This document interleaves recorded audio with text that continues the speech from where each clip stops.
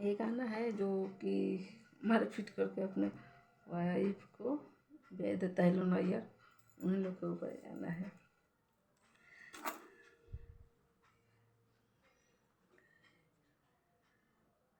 कैसे जाए मैं, आप लोग फुल वॉच कर देखिएगा लास्ट तक, उसके बाद में समझ में आएगा।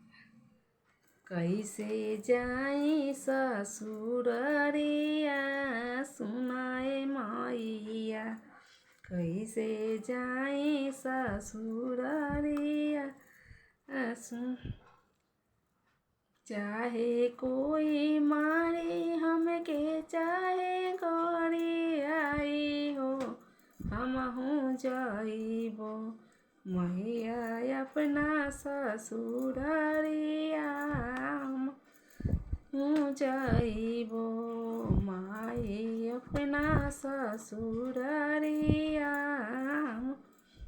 सरवा के हम दारू पियबो सलिया के मिठैया, हमहू जाइबो आए हमहू जाइबो माई अपना ससुररिया, हमहू जाइबो माई।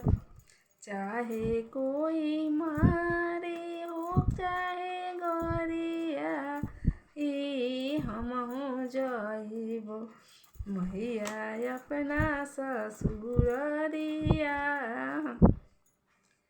सरवा के हम दारू पियबो सालिया के मिठैया, लेके आइबो मैया अपना धनिया, लेके आइबो मैया अपना धनिया लेके।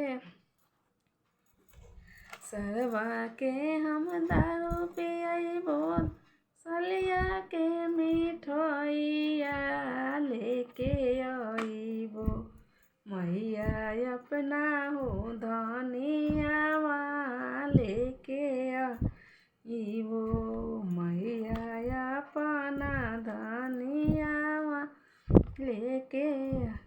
कैसे हम जाई हो मैया अपना ससुररिया, कैसे में मैया लेके आई धनिया, कैसे में मैया लेके आई धनिया, कैसे।